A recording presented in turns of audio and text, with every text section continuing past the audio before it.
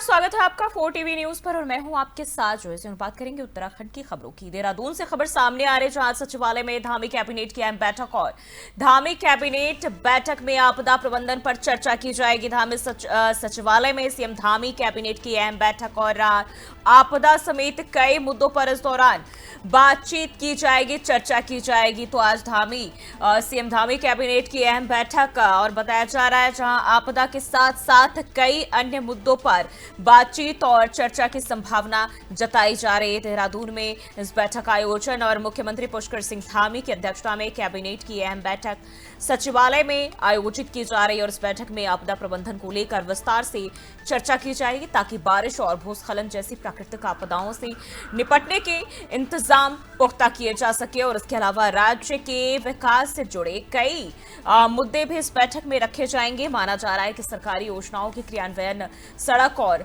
आधारभूत ढांचे को मजबूत करने पर भी फैसला हो सकता है। धामी सरकार की ये बैठक मानसून सीजन को देखते हुए बेहद अहम मानी जा रही है। सचिवालय में सुरक्षा व्यवस्था भी कड़ी कर दी गई है। तो ये बेहद अहम जानकारी सामने आ रही है और हमारे साथ अजय पांडे, ब्यूरो चीफ उत्तराखंड से हमारे साथ जुड़ चुके हैं। अजय, देखिए, मुख्यमंत्री पुष्कर सिंह धामी की कैबिनेट बैठक होनी है, कब से ये बैठक शुरू हो रही, क्या जानकारी आपके पास? देखिए जूही, अब से थोड़ी देर बाद में सचिवालय में मुख्यमंत्री की अध्यक्षता में कैबिनेट की बैठक शुरू होगी और सभी मंत्री इस बैठक में मौजूद रहेंगे।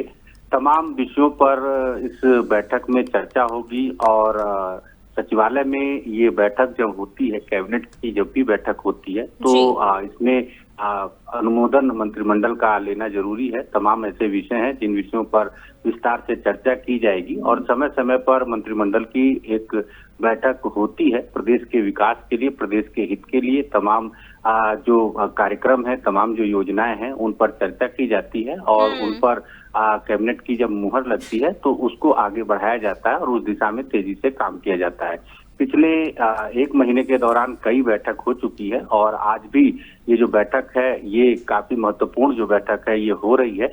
और इसमें क्योंकि प्रदेश में इन दिनों में तमाम जगहों पर आपदा जैसी स्थिति देखने को मिलती है और मानसून सीजन के दौरान इस तरह की स्थितियों से निपटने के लिए हालांकि पहले से ही तमाम तरह की तैयारी भी की गई है, लेकिन ये माना जा रहा है कि आज की इस बैठक में आपदा प्रबंधन विभाग की ओर से कुछ प्रस्ताव यहाँ पर लाए जा सकते हैं कैबिनेट में और उस पर विस्तार से चर्चा होगी और कैबिनेट की तरफ से उसको अनुमोदित किया जाएगा।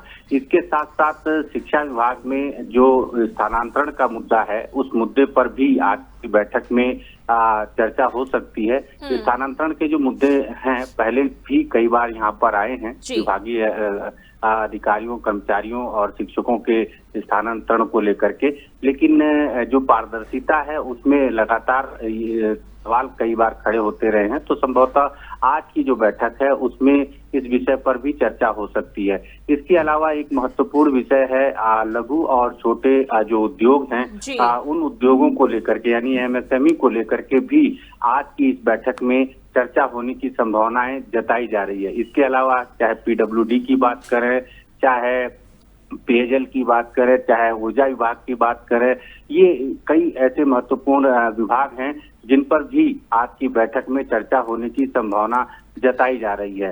समय समय पर सचिवालय में ये बैठक होती है, मुख्यमंत्री की अध्यक्षता में बैठक होती है और उसमें तमाम महत्वपूर्ण बिंदुओं पर चूंकि चर्चा करते हैं विस्तार से। तमाम विभागों की ओर से जो विषय आते हैं यहाँ मंत्रिमंडल की बैठक में, उन विषयों पर विस्तार से चर्चा, उसके गुण दोष के आधार पर उस पर उसको अनुमोदित किया जाता है। और अच्छा, अगर बाढ़ और मानसून के लिहाज से देखें और कहीं ना कहीं देखा जाए तो इसी के तहत ये खास तौर पर बैठक की जा रही है, तो क्या स्थानीय प्रशासन और आपदा प्रबंधन जो एजेंसियां हैं इनको और मजबूत किए जाने पर बातचीत हो सकती है? साथ ही साथ जो बाढ़ प्रभावित क्षेत्र है, क्योंकि कई हाल ही की घटनाएं देखें तो कई जगह प्रभावित इलाके भी देखने को मिले बाढ़ से, तो क्या उनके लिए भी किसी तरह के राहत पैकेज वगैरह या किसी चीज को लेकर इस तरह की योजनाएं देखी जा सकती हैं? जी हाँ जूही, देखिए जो अभी आपने सवाल उठाया कि राहत पैकेज को लेकर के और जो प्रभावितों को उचित मुआवजा जो देने की बात है, हमेशा सवाल उठते रहे हैं कि जब किसी क्षेत्र में कोई घटना होती है, किसानों के फसल बर्बाद होते हैं, लोगों के घर गिरते हैं बरसात के मौसम में, तो उनको उचित मुआवजा समय पर नहीं मिल पाता है। हालांकि प्रशासनिक अमले को ये दिया गया है अधिकार कि वो मौके पर जिलाधिकारी त्वरित कार्रवाई करें और लोगों को फौरी तौर पर जो राहत दें। लेकिन जो सरकार की ओर से राहत पैकेज की बात होती है, संभवतः उसमें कुछ बढ़ोतरी की जा सकती है। और आपका ये सवाल काफी महत्वपूर्ण इसलिए है क्योंकि तमाम जगहों पर इन दिनों उत्तराखंड में बाढ़ जैसी स्थिति भी देखने को मिलती है। किसानों के फसल बर्बाद होते हैं, पहाड़ी क्षेत्रों में भी जो फसल है वो भी नुकसान होते हैं। कई जगह पर भूस्खलन की वजह से उनके खेत भी खराब हो जाते हैं। तो ऐसे में पहाड़ी क्षेत्रों और मैदानी क्षेत्रों के लिए जो मानक हैं, उन मानकों में भी कुछ सुधार करने की जरूरत है। और संभवतः आज जब इस विषय को लेकर के चर्चा होगी तो इसको भी गंभीरता से लोग सुनेंगे, समझेंगे और विभाग की ओर से जो प्रस्ताव तैयार किए गए हैं उन प्रस्तावों पर चर्चा होगी।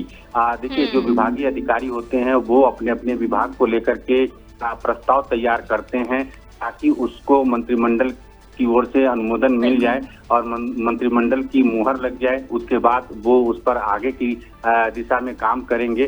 तो संभवतः ये महत्वपूर्ण विषय है, खासतौर पर जो आपदा प्रबंधन को लेकर के उत्तराखंड अन्य राज्यों से अलग राज्य है और यहाँ पर अक्सर 12 महीने किसी न किसी तरह की दुर्घटनाएं, किसी न किसी तरह की दैवीय आपदा आती रहती है। और खास तौर पर जो मानसून सीजन है, मानसून सीजन में आप आपदा को रोक नहीं सकते। हाँ, इतना जरूर है कि आपदा के बाद की जो स्थिति है उसको कम करने का जरूर प्रयास किया जा सकता है। फौरी तौर पर कार्रवाई हो, लोगों के आंसू पोंछे जाए सरकार की ओर से, लोगों को राहत पैकेज उचित दिया जाए और वहां पर राहत और बचाव कार्य है उसको किस तेजी के साथ किया जाए। तो इसको लेकर के लगातार मॉक ड्रिल की जा रही है, चाहे आपदा प्रबंधन विभाग या बाकी अन्य विभागों की ओर से समन्वय बनाकर काम किया जा रहा है। लेकिन चूंकि मंत्रिमंडल की ओर से कुछ और पैकेज के बारे में चर्चा हो सकती है, कुछ और विचार किया जा सकता है, अधिकारियों के जो तमाम सुझाव हैं उस पर चर्चा की जा सकती है। तो आज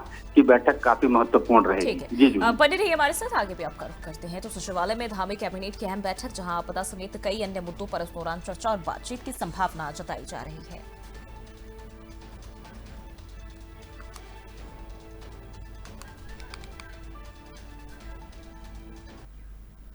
और देहरादून से खबर सामने आ रही है, डीएम की लापरवाही से ओम बिरला नाराज, लोकसभा अध्यक्ष के दौरे में प्रोटोकॉल का उल्लंघन। डीएम देहरादून से शासन ने मांगा स्पष्टीकरण, भारत सरकार ने भी जताई लापरवाही पर चिंता, प्रोटोकॉल मानकों के उल्लंघन पर कड़ी कार्रवाई की जाएगी। ओम बिरला के दौरे में डीएम से संपर्क ही नहीं हुआ। देहरादून में लोकसभा अध्यक्ष ओम बिरला के खंड के दौरान जिला अधिकारी की लापरवाही सामने आई है। बताया गया कि 12 जून को ओम बिरला देहरादून के दौरे पर थे, लेकिन डीएम साबिन बंसल ने तय प्रोटोकॉल का पालन नहीं किया और इस पर लोकसभा अध्यक्ष ने नाराजगी जताई। और अब उत्तराखंड शासन के प्रोटोकॉल विभाग ने डीएम से जवाब भी मांगा है। भारत सरकार के कार्मिक लोक शिकायत और पेंशन मंत्रालय ने भी डीएम की लापरवाही पर चिंता जताते हुए 19 जून को पत्र जारी किया था। तो इसी को लेकर अब यहां देखें तो अब नाराजगी देखी जा रही है।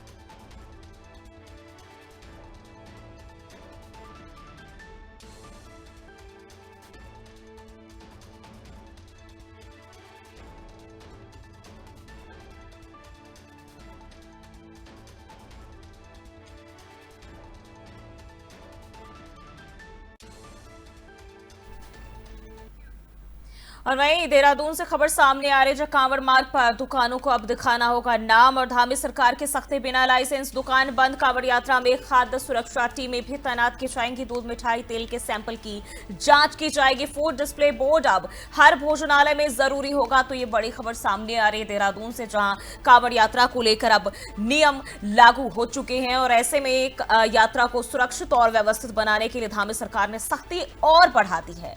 कांवड़ मार्ग पर अब हर दुकान को अपना नाम डिस्प्ले करना अनिवार्य होगा। बिना लाइसेंस वाली दुकानें तुरंत बंद करा दी जाएगी। यात्रा के दौरान खाद्य सुरक्षा को लेकर भी कड़ी निगरानी रखी जाएगी। दूध, मिठाई और तेल के सैंपल जांच के लिए जाएंगे, ताकि जो श्रद्धालु है उनको किसी तरह की मिलावटी चीजें ना मिले। इसके अलावा हर भोजनालय में फूड डिस्प्ले बोर्ड भी लगाना जरूरी होगा। सरकार की इस तैयारी का मकसद लाखों कांवड़ियों को सुरक्षित और शुद्ध खान पान मुहैया कराना है, ताकि यात्रा पूरी तरह निर्विघ्न और जो सफल है वो हो सके। और लगातार अजय हमारे साथ बने हुए। अजय, देखिए जिस तरीके से कांवड़ यात्रा को लेकर तैयारियां चल रही थी, और यही एक वो बड़ा सवाल था कि क्या अब दुकान को अपना नाम दुकानदार को दिखाना होगा, लेकिन अब ये भी स्पष्ट हो चुका है, यानी कि हर दुकानदार को अपना दुकान के सामने अपना नाम डिस्प्ले करना होगा। ये अनिवार्य कर दिया गया है। क्या जानकारी, कैसी हलचल?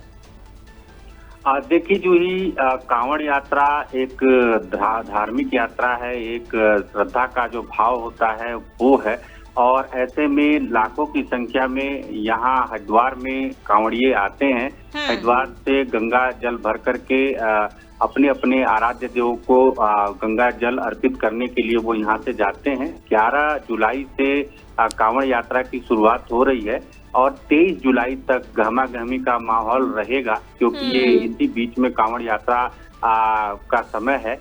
और ऐसे में तमाम लोग ऋषिकेश जाते हैं, तमाम लोग उत्तराखंड के और अन्य पहाड़ी क्षेत्रों में जाते हैं, जहां भोलेनाथ को, भोले बाबा को वो जल अर्पित करते हैं। इसके अलावा विभिन्न जगहों से जो कांवड़िए आते हैं वो यहाँ से जल लेकर के अपने क्षेत्र में जाते हैं और वहाँ के शिवालयों में जल अर्पित करते हैं। तो कुल मिलाकर के जो श्रद्धा और आस्था का भाव है, इसके साथ साथ जो लोग आते हैं कांवड़िए, उनके स्वास्थ्य को लेकर के भी एक बड़ी पहल उत्तराखंड सरकार ने की है, और ये कहा है कि कांवड़ मार्ग पर जितनी भी दुकानें होंगी वो उनको अपना नाम वहां पर लिखना होगा, उनको लाइसेंस लेना होगा, और उनके जो लाइसेंस हैं उन लाइसेंस पे जो नाम है वो डिस्प्ले करना होगा, बड़े बड़े अक्षरों में डिस्प्ले करना होगा। और जैसे दूध हो गया, मिठाई हो गया, और बाकी तेल और बाकी अन्य खाद्य सामग्री हैं, उनका भी सैंपल लिया जाएगा, उनकी जांच की जाएगी, और अगर कोई लापरवाही करता है तो उसके खिलाफ कानूनी कार्रवाई भी की जाएगी, सरकार की ओर से कार्रवाई की जाएगी, और उनको दंडित भी किया जाएगा। इसका भी प्रावधान सरकार की ओर से किया गया है। तो कुल मिलाकर के अब ये मान के चलिए कि कांवड़ यात्रा को लेकर के धामी सरकार का जो ये फरमान है, कांवड़ यात्रा के दौरान दुकानदारों के लिए जब इस तरह के जो नियम है वो लागू किए जाते हैं, तब एक हलचल जरूर मच जाती है, क्योंकि उनका कहना है कि ये तो हमारा व्यापार है, रोजगार है, और इस बार भी कहीं ना कहीं देखें तो ये सवाल खड़ा हो सकता है। और ऐसे में जो नेम प्लेट की बात कही जा रही है, तो जो व्यापारी है, दुकानदार है, क्या वो इससे खुश है? साथ ही साथ उनकी तरफ से किसी तरह की प्रतिक्रिया आई है जब अब ये स्पष्ट कर दिया गया है कि नेम प्लेट लगाना अनिवार्य होगा? देखिए, पिछले साल भी इस तरह की बात सामने आई थी, लेकिन चूंकि न्यायालय की ओर से तमाम तरह की पाबंदियां लगाई गई थी, और इस बार भी चूंकि काफी सतर्कता बरती जा रही है, और ये कहा गया है कि जो लाइसेंस जिनके नाम पर है उनको डिस्प्ले करना होगा।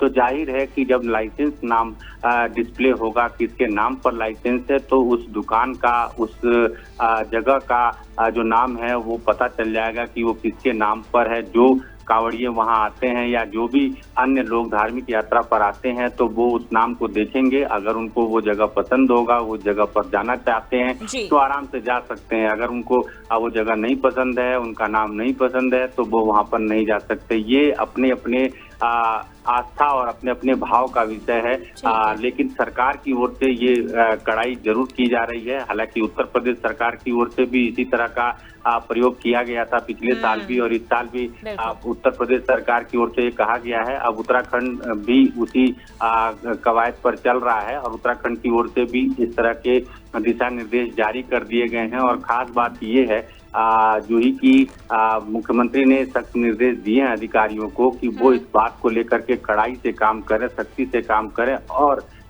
इसे चेतावनी के तौर पर सभी जगह पर बता दिया जाए कि अगर वहां जिनके नाम पर डिस्प्ले नहीं होगा, जिन्होंने लाइसेंस को सार्वजनिक नहीं किया है, उनके खिलाफ बड़ी कार्रवाई होगी, उनको जुर्माना भी लगाया जाएगा उनके ऊपर। और अगर ऐसे प्रतिबंध लगते हैं तो आगे के दिनों में भी वो वहां पर अपने जो दुकान है या बाकी फड़ और ठेली लगाते हैं वो नहीं लगा सकते। तो इससे एक महत्वपूर्ण बात ये रहेगी कि इनकी गिनती भी हो जाएगी कि कितनी संख्या में उस क्षेत्र में दुकानें लगी हैं, कितने लोगों को लाइसेंस दिया गया है और बाकी जो रोजगार कर रहे हैं लोग वो कौन कौन से लोग हैं, कौन यहाँ पर आया है। तो तमाम तरह की चीजें भी सार्वजनिक होगी। और जहाँ तक लोगों की बात है, दुकानदारों की बात है, जो लोग अपने रोजगार चला रहे हैं उनकी बात है, तो पिछले साल भी इस तरह की कवायद की गई थी तो उनका काफी हद तक समर्थन जरूर रहा था। कुछ राजनीतिक चीजें जरूर देखने को मिली थी। अब इस बार चूंकि अभी प्रदेश सरकार की ओर से ये निर्देश जारी किए गए हैं तो इसका असर 1-2 दिन बाद जरूर सामने आएगा। चाहे इसको राजनीतिक रूप देने का प्रयास किया जाएगा सत्ता पक्ष की ओर से या विपक्ष की ओर से या बाकी अन्य लोगों की ओर से, या फिर इसको सामान्य ही रहने दिया जाएगा, क्योंकि कांवड़ यात्रा धार्मिक यात्रा है, श्रद्धा का भाव है और लोग लाखों की संख्या में आते हैं। पुलिस प्रशासन की तरफ से तमाम तैयारियां की गई हैं, पहले से ही लगातार मीटिंग हो रही है, कैसे व्यवस्था बनाकर रखना है, कैसे सबकी सुरक्षा करना है। और इसके साथ साथ जो खाद्य विभाग है जिसको ये फूड सैंपलिंग का अधिकार है, जांच करने का अधिकार है, तो उनके भी अधिकारियों की ड्यूटी लगा दी गई है और वो भी अब विभिन्न जगहों पर विभिन्न मार्गों पर तैनात रहेंगे और इन सारे चीजों की जांच करेंगे और सैंपल लेंगे, क्योंकि सबकी सुरक्षा, सबके स्वास्थ्य की निगरानी ये सरकार का दायित्व है और सरकार अपने दायित्व को निभाने के लिए तैयार है। सरकार ने अपने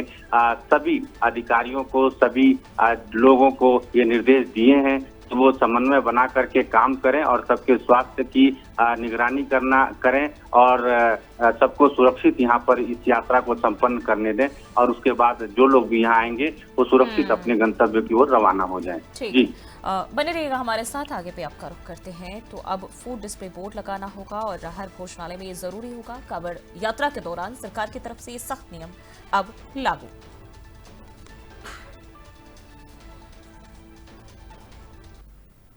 और हरिद्वार में इस बार कांवड़ मेले के लिए सरकार ने खास तैयारी की है। मुख्यमंत्री पुष्कर सिंह धामी के निर्देश पर मेले का बजट दोगुना कर दिया गया और इस बार करीब 10 करोड़ रुपए का बजट स्वीकृत हुआ है, जिसमें 4.5 करोड़ की पहली किस्त जिला प्रशासन को जारी की गई है। पिछले साल कांवड़ मेला करीब 5 करोड़ रुपए में संपन्न हुआ था, लेकिन इस बार श्रद्धालुओं की बढ़ती संख्या और सुरक्षा इंतजामों को देखते हुए ज्यादा बजट की जरूरत पड़ी। डीएम मयूर दीक्षित के मुताबिक इस बजट से सड़क, बिजली, पेयजल, टॉयलेट और बैरिकेडिंग जैसे जरूरी काम कराए जाएंगे ताकि कांवड़ यात्रा सुरक्षित और सुचारू तरीके से संपन्न हो सके। देखिए, बजट के क्रम में अभी हमको फर्स्ट इंस्टॉलमेंट के क्रम में 4.5 करोड़ जनपद को प्राप्त हुए। इसके अतिरिक्त विभागों को भी अपने अपने हेड्स में धनराशि, जैसे जिला पंचायत अपने मद से कर रहे हैं, यूपीसीएल, पीडब्ल्यूडी आदि भी अपने कार्य कर रहे हैं। तो धन की कोई भी कमी नहीं है और साथ ही रिसोर्सेज टाइमली हमको मिल गए हैं। तो उसी क्रम में अभी सभी डिपार्टमेंट्स लगातार काम कर रहे हैं और हम कोशिश करें 5 से 6 जुलाई तक जो भी हमारे मेन काम है वो कंप्लीट हो जाए। उसके बाद इसका निरीक्षण करेंगे, जो भी कमियाँ होंगी फिर उसको पूर्ण करेंगे। देखिए, बजट के क्रम में अभी हमको फर्स्ट इंस्टॉलमेंट के क्रम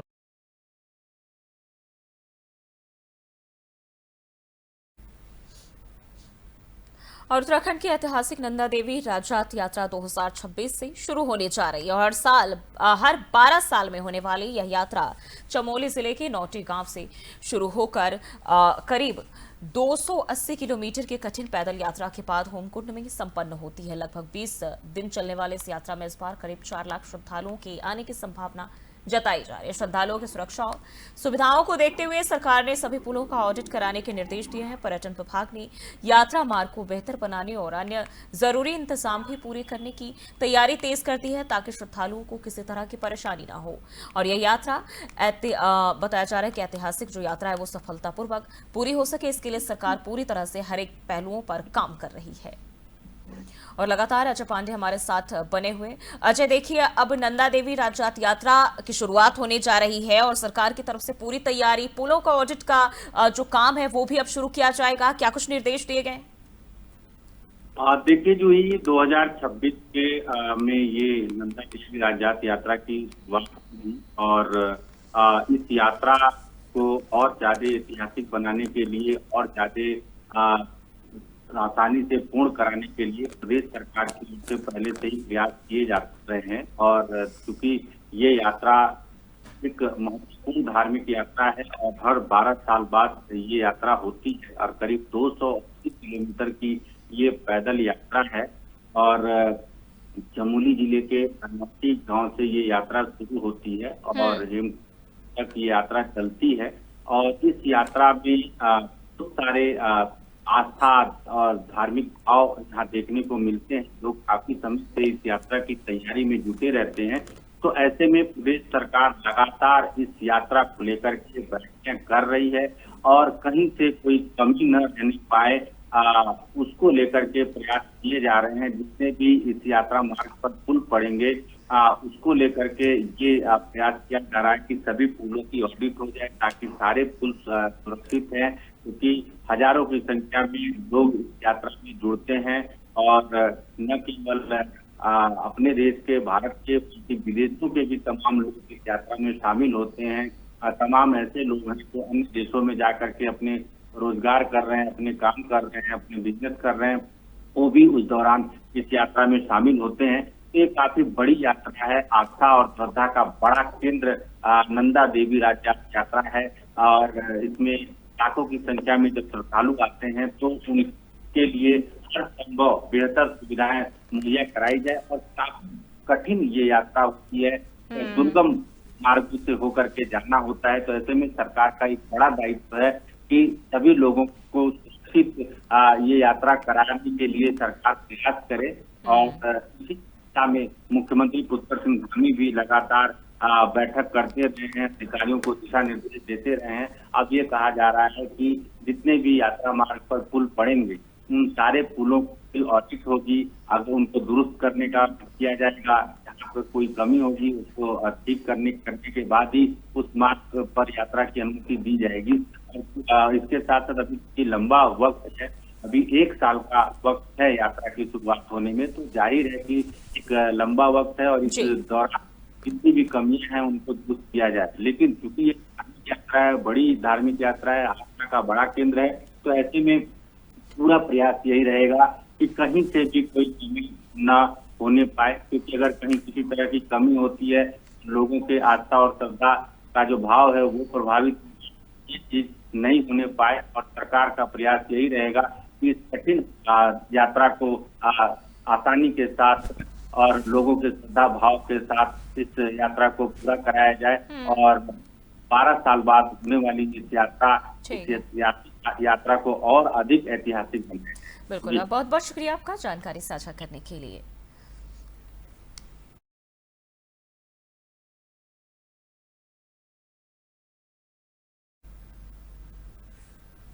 और हरिद्वार के चर्चित बीजेपी नेता केस की जांच और अब सख्त हो गई है। अपनी नाबालिग बेटी से रेप कराने के आरोपों में फंसे इस मामले में पुलिस हेडक्वार्टर के निर्देश पर एसएसपी प्रमिंदर सिंह डोभाल ने एक 8 सदस्यीय एसआईटी गठित कर दी है।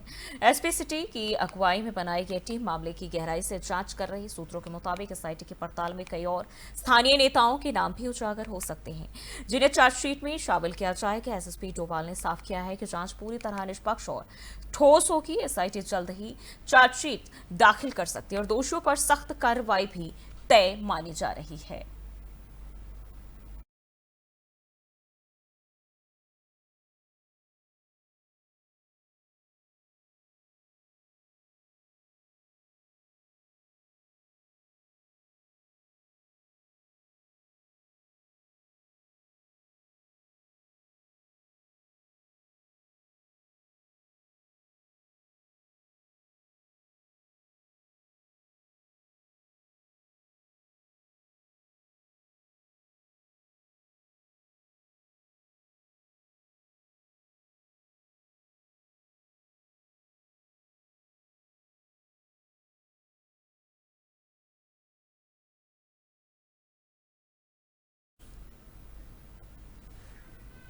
हरिद्वार पुलिस ने एक बार फिर बड़ी सफलता हासिल की। एसएसपी प्रमेंद्र सिंह डोभाल के नेतृत्व में पुलिस ने 40 लाख रुपए से ज्यादा कीमत की 300 से अधिक खोए हुए मोबाइल फोन बरामद कर उनके असली मालिकों को लौटा दिए हैं। पुलिस को यह कामयाबी सीआईआर पोर्टल और सर्विलांस की मदद से मिली है। रिकवरी में पता चला कि कई मोबाइल बिहार, गुजरात और महाराष्ट्र तक पहुंच चुके थे।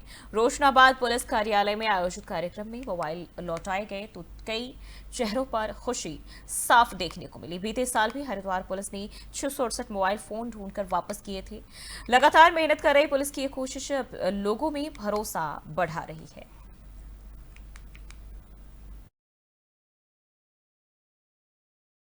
इनके द्वारा करीब 311 मोबाइल फ़ोन, जिनकी कीमत करीब 44 लाख के आसपास है, उसको बरामद करके आज यहाँ पर कई लाभार्थी आए हैं जिनके ये फ़ोन खो गए थे।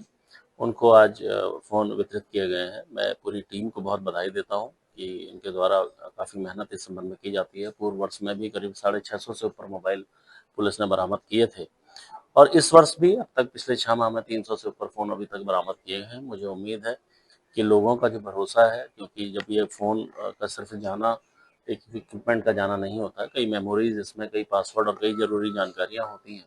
तो लोगों की जो दैनंदिन जानकारियाँ हैं उसको से वो कई बार विरत हो जाते हैं और वो काफ़ी एक सेटबैक भी होता है।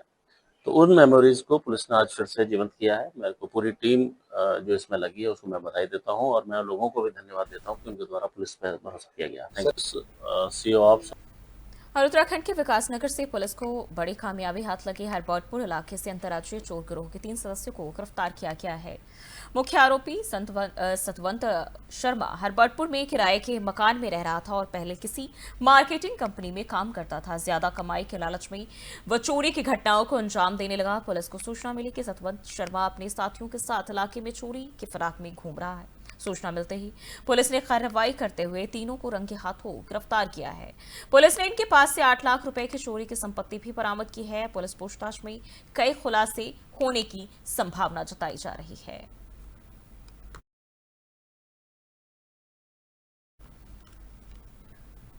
बुलेटिन में फिलहाल के लिए बस इतना ही। देश और दुनिया की तमाम खबरों के लिए देखते रहिए 4 TV न्यूज़।